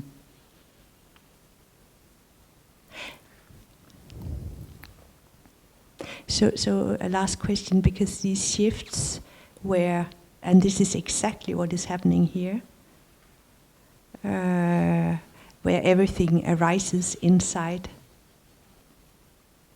me, capital M, as nothingness, and then turns around, and then this is, I cannot explain the last movement, but it is like consciousness is expressing itself here, but then it's through this body, and then this body is together with all other bodies and everything else arising inside. Mm-hmm. This shift, shifts. Will that settle, or what? I mean, in my view, actually, that's in a way it's all part of what I would then call, in hindsight, peak experience, because if we settle on the fact, what I'm really looking for is peace of mind, we might have lost the fact that that's the case, especially when certain states kick in and become quite normal. Then we become convinced, what this process is about, what I'm really looking for, or what will be delivered that I didn't have before, is a particular state of emptiness or nothingness. And what this concept is saying, this teaching is saying, is be clear on what you're really looking for in practical terms. Are you looking to be nothingness or emptiness? And someone might say, yes, actually, that's what's been happening, and it's an improvement. It feels like it's authentic. That's the authentic movement. The suggestion here is, no, what we're really looking for is peace of mind. But maybe there is a phase where the love of truth is bigger than peace of mind. Mm-hmm. And in my experience, that phase is before the peace of mind. Okay. So in the end, at some point I go, actually, when I'm really just pragmatic about it, without any concepts or beliefs that have come in as part of the spiritual teachings, and which I'm not criticizing spiritual teachings. I'm saying they do exactly what they need to do. They take us through all the phases. At some point when I go, what do I really want? I just want to be happy, you know? I just want life to be able to live life in peace. That becomes the extension. So what is this happiness? Then we say, I know this happiness in the flip. When I'm in the flip phase, I'm just living life as Roger and at peace. People can do something, and the internal reaction is one of equanimity. And then the flop happens, and someone does something, and there's no internal equanimity. And so at some point, I go from my own experience, I say, all I want is to be able to live life with equanimity, with peace. And it becomes much more simple, much more pragmatic. Maybe it's not so much about different states or not being a person. All of those things are very much contributing to peace of mind. At some point we have to say, actually, I just want peace of mind. And so one of the conclusions I had was, if I can have peace of mind living as the person, which I didn't think I could. I thought I could only have peace of mind living as being consciousness. And it clicked, if I can have peace of mind as the person, I'll take that. In fact, what I found when I took that, which could have sounded like a compromise, wow, that's the gift, to be able to live as the person. And I compared it to being the nothing. And I thought, wow, no wonder it started to feel like something was missing in that, when I was going more and more into nothing, being less and less identified with any of this. At some point, there was this feeling, something's not quite right here. And then, thanks to Ramesh's pointings, I came back and said, maybe it's about being human. That's what he was saying. He said, Roger, stop being awareness and come back and be Roger, who can have a conversation with Ramesh. He's basically saying, you are Roger having a conversation with Ramesh, you just think that you are nothing, or awareness or consciousness. So he was effectively saying, okay, that realization has happened, and there is going to be a great degree of peace in that, because what you've realized is the core of the human being that is now integrated back into being human, into being the person that you always have been, even when you thought you weren't a person. So that's where the Zen sayings, before enlightenment, mountains and rivers were real. During the process of enlightenment, mountains and rivers were seen to be unreal. After enlightenment, mountains and rivers are real again. So you can change mountains and river with the person. Before enlightenment, the person was seen to be real. During the process of enlightenment, the person was seen to be unreal. After enlightenment, the person is real again. And it's, to me, talking about different phases. Well, I guess it will just happen, because right now there's still some skepsis, can you say that? Yes, skepticism. And that you're trying to point to accepting, believing into being the character in the script again. Mm-hmm. As a sort of trick to bring acceptance, so that then you'll find yourself in the real nothing. Or whatever, I don't know. Yeah. No, so it's not. You can't believe me. I say, no, it's not. This is not the. I'm not tricking you. But then you might say, but that's, of course, that's what you have to say. Thank you. Yeah. Thank you. On the same conversation, have you ever heard of anybody enlightened or realized, whatever, who hasn't gone through that oneness or Yes. drastic peak phase? Yeah. Yes, I don't think that path is the only path where the realizations that are needed can happen in very small insights, let's say, many small insights.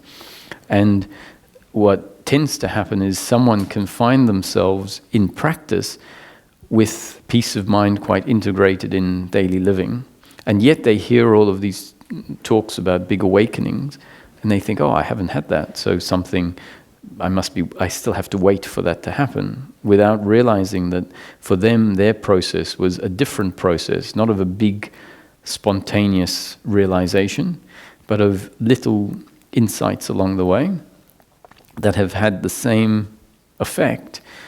Not the same effect as the awakening, because awakening is essentially, on the one hand, you could say it's very significant and progressed in terms of a spiritual process, but it's also just the beginning of a phase.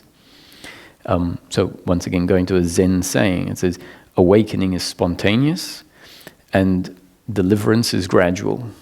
So we could think that there's two different forms, either spontaneous awakening or gradual deliverance. But the way I see it, and when you read the scriptures, it becomes clear that it's talking about there is a spontaneous awakening, and then there is a period afterwards where that awakening has its effect on uprooting all the misunderstanding in the body. And that is a gradual process in time that can take years for the realization that's had to uproot the misunderstanding that still remains after the awakening. That's why people have awakenings and then they find themselves in all sorts of suffering still, because the awakening doesn't magically uproot everything. And in some cases, there isn't an awakening in a big spontaneous sense, and there are just lots of little insights which make up the whole process of that is the equivalent of the awakening and the deliverance afterwards.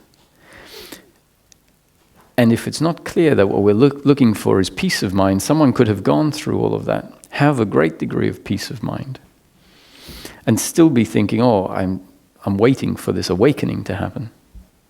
And it just might not be their path for it to happen that way. Their path could be a whole lot of little insights that take them to that place. And so it can happen that you look back and you think, it must have happened because suffering hasn't been happening for the last 3 months, 6 months. And you think, when did it happen? And you don't really know when exactly it happened. But if you become clear that what we're looking for is peace of mind, the end of suffering, and then someone says, I have that, then that's it. They go, but I didn't have this big awakening, I'm waiting for the big awakening. You think, what are you looking for? Are you looking for a big awakening, or are you looking for peace of mind? And once again, this is where our expectation can be. The expectation could be, I'm looking for a big awakening. In practical terms, we're looking for the end of suffering.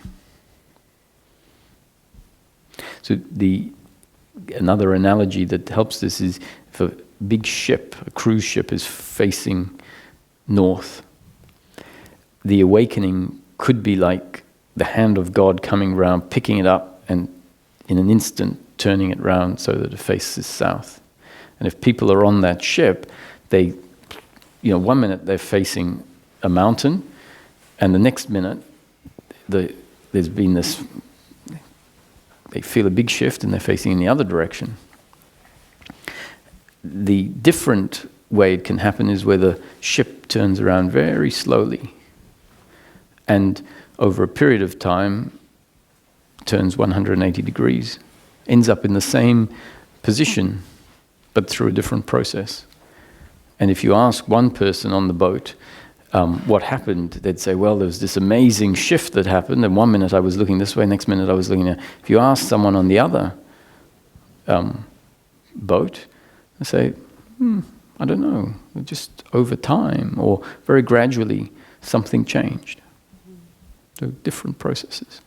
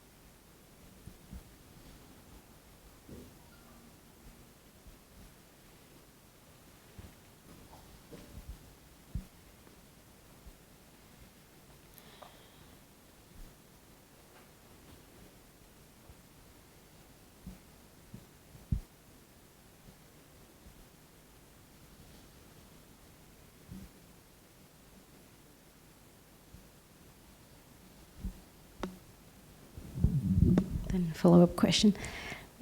Is it also possible that peace of mind never comes? Yes. It is? It's destiny, whether it comes or not.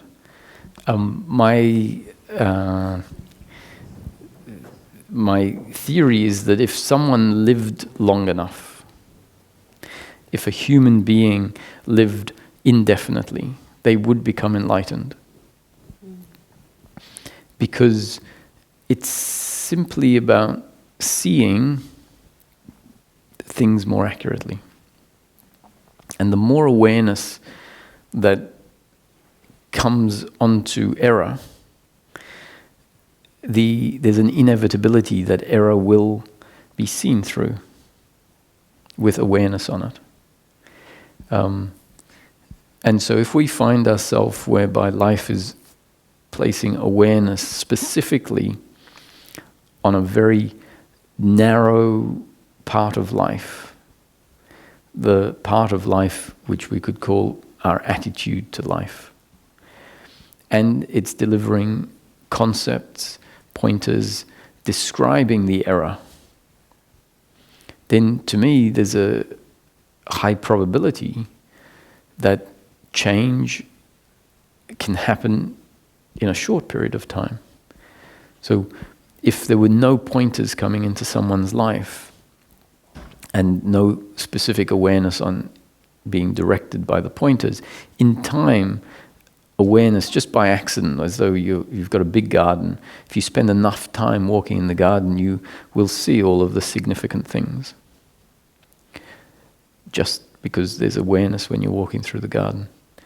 If someone says, look, you only need to go and see this corner and that corner and really pay attention to those corners, then, your attention and focus is there, and it makes sense that you'll see the things that need to be seen more quickly.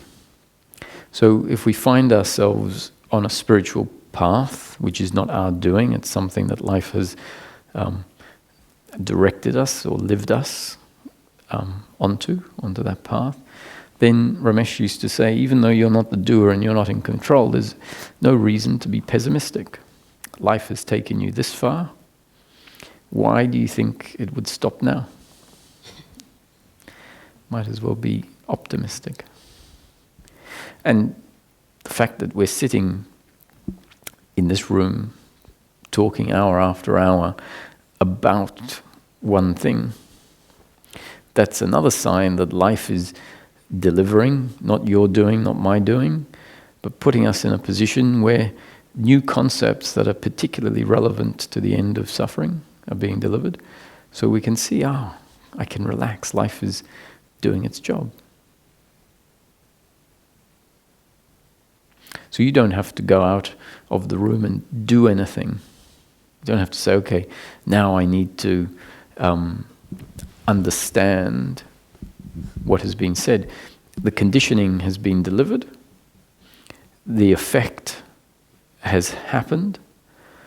And living will happen. And the consequence of the new conditioning will happen. You don't need to put any effort into it. You just need to allow life to be lived. You don't even have to do that. It's going to happen anyway. So a question that Ramesh used to like people to ask, he'd say a great question to ask is, given life is completely predetermined, how do I live my life? If life is completely predetermined, how should I live my life? And his answer was, in each moment, do exactly what you think or feel to do. Which really means you don't need to know how to live your life. There isn't a should or shouldn't of how to live your life. Life is going to be lived according to your genes and up-to-date conditioning. And if you want an answer, he's saying in each moment, do exactly what you think or feel to do. Which is what's always been happening. Everyone in history has always been doing exactly what they think or feel to do.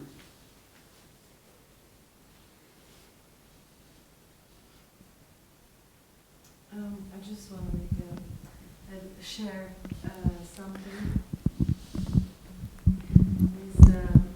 I remember at the beginning when I was listening to you, like you're not the doer and this and that. I was so pissed. I'm not the doer, and it was such a headbanger, at the beginning. So come on, how can I not be a doer? I'm deciding everything, and I'm da-da-da-da. And thankfully, through this year, and I have to thank you really from the very deep of my heart that to be so annoying me about that, because through this year I really saw my attention landed finally on the fact that I'm not the doer, which is so relieving, actually. So relieving. And this morning when you were talking about you, I've heard it several times, you walking with your dogs and seeing the kangaroo, and with your anger questioning, like how can it be biological, blah, blah, blah.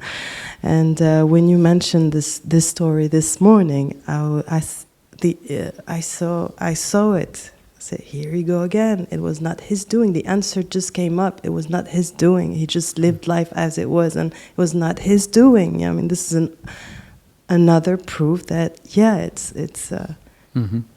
now I feel like I can see it every time, everywhere. I'm not saying that I'm not going to make any other comments. That's it. This is what I wanted to say. No, but this, you see, what you're saying is where it clicks what the concept of non-doership actually is pointing at. And the basis, the rationale is, you're not the doer because whatever happens is a result of the circumstance you find yourself in and your genes and up-to-date conditioning. It was a happening. No one did anything. It happened. Yeah. So once you see it, it's like, of course. Yeah. But then I see everything is on that same principle and the same basis, but it needs the click to happen. And the click happens when it happens. It's not your doing. No. It's a happening. But it's such a relief. And it's such a relief, and it opens to something else, really to something else. The relief, if you don't mind me extrapolating, is that the load of guilt and blame that we've carried around for our whole lifetime can instantaneously fall away. It's like, I don't need to feel shame or guilt or hatred or blame or pride. It was all happening. Everything that happened to me, the way my parents are, the way I was. It was not personal. No, and now it's just okay. Play the game now. You know, since it's not my doing, or play the game now. Yeah. So. So thank you so much. Thank you. Yeah. Of course. You're welcome. I understand. Ramesh used to say when he was talking about a realization, the realization, he wouldn't say the realization is the consciousness recognizing itself or anything along those lines. The realization, as far as Ramesh is, he said, if you investigate this time and time again, that whatever happened at any moment was a result of the circumstance I find myself in. I see something, I hear something, I taste something, smell something, touch something, and a reaction happens in a body-mind organism based on its genes and up-to-date conditioning. It couldn't happen any other way. He said, if you investigate this time and time again, at some point you'll have the realization, I simply cannot be the doer. So for him, that is the realization, that is the realization, I simply cannot be the doer.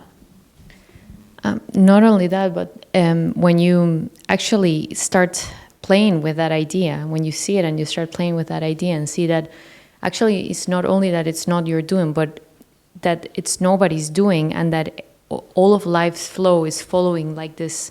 It's like a massive wave, where every action is integrated to the other actions around you. So not only can you not blame anybody for anything, you can't blame yourself for anything that happens, but you start seeing that nothing in life could ever have happened any other way.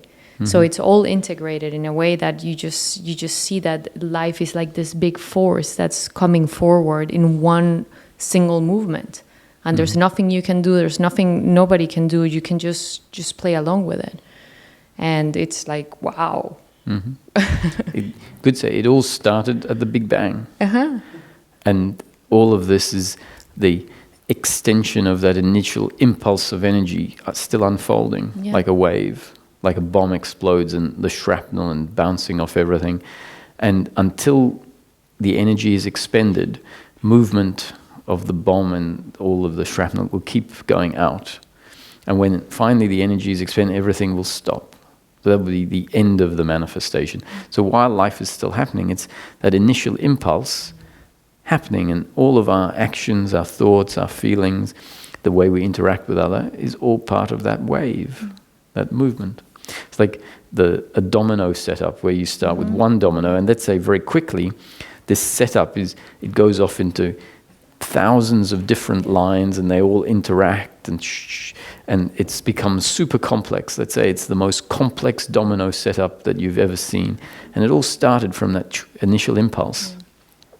And nothing is independent. Everything is all connected to the initial hit. And it's funny because even when you've seen it, all of the time you revert back to, like this automated mode of thinking where you are always questioning, like, oh, why did I did this way, or why did this happen this way, or oh, I could have acted better in this moment.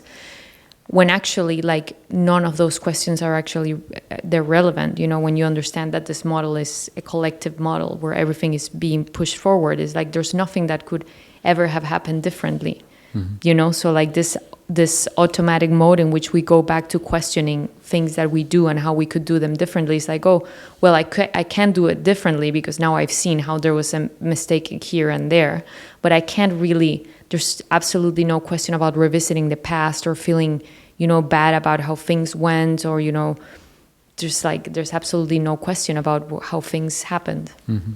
It's crazy. So any question of I should have done it differently is not understanding the mechanics. Because if you understand the mechanics, which say you could only have acted the way you acted because you were only one way and the circumstance was only one way.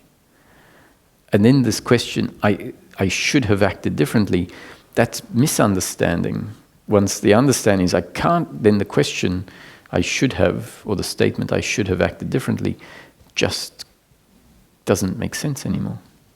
And so the answer to why did you act that way? I say, because. It's like, no, or you can just say genes and up-to-date conditioning and the circumstance.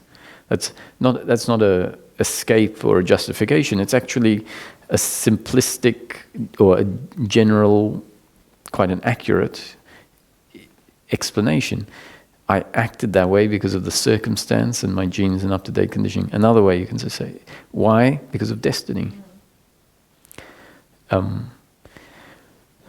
Someone could, if you hurt someone and they say, why did you act that way? And you go, I don't know, I'm really sorry for the way I acted. I understand it hurt you. And I hope that I don't do it again. I apologize. That's also a very valid explanation to a question. Why did you act that way? I don't know. It's far too complex for me. I don't know. I'm sorry that I hurt you. That answer doesn't imply misunderstanding. It doesn't imply shame. It shows that we understand that what happened, even though it was destiny and I'm not the doer, was still, in terms of the interaction between the other person, was painful to the other person. And so there's no harm in saying sorry. No. Do you want to? Just a comment to what you said, or a question, because I hear you talk about a shift, or it is seen that I cannot be the doer, and I'm wondering if it could be also like a gradual eroding away of that belief, because. I was out having dinner with some friends on my 40th birthday, and I have spent a lot of time by myself the last couple of years, and they were like insisting, we're going to celebrate, come on out. And it was so great to see them again, and they updated me on things that had gone on in their life, and sad things. One of my friends, her mother had died, and some had split up with her husband and things like that. And the nice things that happened as well. And the next day, it suddenly hit me like, not at any point during that night when they told me these things to update me, did the thought occur, oh, I should have been there for you, or I didn't feel any shame, or that it should have been otherwise. And I also realized that not very long ago I would have had felt bad about not being there for them because they had always been there for me. But the total absence of thoughts like that was what the next day hit me, because it hadn't been anything like that. Quite the opposite. We had such a great time being together again, and we were just present together and no blame or shame at all. And as that was seen that didn't occur, immediately afterwards I realized I had an expectation of that when the belief in doership would fall away, that would be noticeable, almost like an entity flying away by. And I realized that there had been an expectation. But I can't say that the belief in doership is totally eroded away, but there's definitely less blame and shame and those things, and it's noticeable when I interact with other people, because my reaction patterns have changed. Yeah. So sometimes even this idea of absolute end of the belief in doership, that can become an expectation, where in practice you look at your life and you say, in practice, there's so little blame, so little guilt, that if blame comes up for 10 seconds here and there, who cares? Again, in practical terms, if you suffer for 10 seconds and then it gets cut off, who cares? It might be an expectation that says, oh, but that means it's not complete. What's complete? Complete's going to go from 98% peace of mind and 2% suffering to 100% peace of mind and no percent suffering. In practical terms, what's the difference?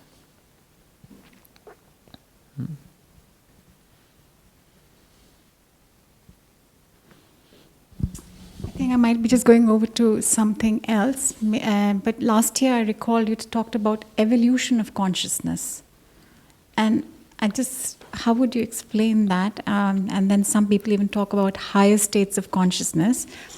And then it's like, is it, primitive states and refined states? And then there's some unclarity there. So if I would say that there is a biological evolution that's happened in life as it's presented to us, organisms get more and more complex, a biological evolution, we've got an industrial evolution, a financial revolution, a technological evolution, and let's call it a spiritual evolution or an evolution of consciousness. But if we say an evolution of consciousness, technically it's not really that accurate because consciousness doesn't evolve. Consciousness doesn't get more consciousness. Consciousness is consciousness. What happens is that the body system, the body and mind system, get refined such that certain beliefs that were covering up a recognition of what the human being is,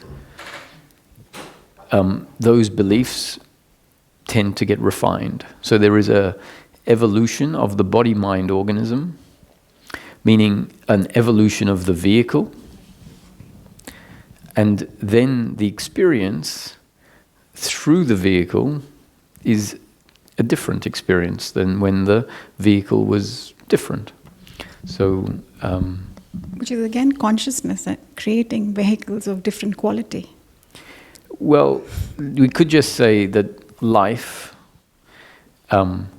is creating the vehicles. Depending on, if we say, well, life is consciousness, then, or source creating a story, and in that story there is a vehicle, and in that story the vehicle changes. The vehicle is refined. So at some point in the story, consciousness was functioning through the vehicle of dinosaurs, let's say, having a personal consciousness experience of life from the perspective of a dinosaur, and that experience was influenced by the vehicle. So dinosaurs had the reptilian brain, much less complex, and so the experience would be dictated by the complexity of the vehicle. Now, the vehicle through which consciousness functions is much more complex, and so the personal consciousness experience is different. It includes suffering. The dinosaurs and animals don't have a brain that was complex enough to create suffering. The animals don't have a brain that says, why did this happen? This shouldn't have happened. They just get on with eating each other and being eaten. And it just is. Now that doesn't mean they're enlightened. It doesn't mean that because they have no suffering that's enlightenment. Enlightenment is the end of suffering and the self-realization. Now, without the capacity to be self-aware, which is a result of a more complex vehicle, a dinosaur doesn't have suffering, but it doesn't appreciate its own existence in the way that a human can when it comes to realize that what life is. It's like, can you imagine a dinosaur doesn't go around thinking, wow, I am.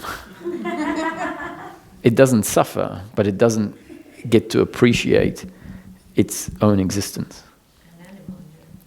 And animals in general, from what we can see when certain experiments are done to determine what capacity of self-awareness animals have in general, animals, except for humans, have a much more limited capacity of self-awareness, meaning they don't then ask questions that humans ask. No, so the complexity of the human brain is a double-edged sword.